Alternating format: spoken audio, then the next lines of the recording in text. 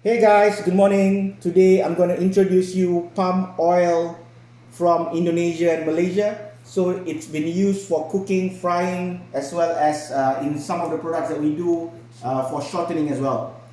So basically you can see here at a temperature of around 55 degrees Fahrenheit up until 60 degrees Fahrenheit, your oil will start to solidify or crystallize, in other words, and it starts to be cloudy at top, and you can see a bit of solids forming at the bottom of the oil.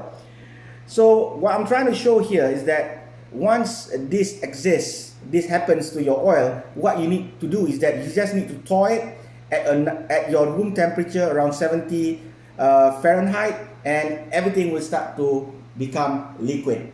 So what does this do to the oil at this temperature, at this low temperature? It does not change the quality of your oil. It will remain as it is. In fact, because of its higher melting point, this oil is a little bit more stable as well in terms of its smoking point, in terms of your use for frying, mainly for your use of frying.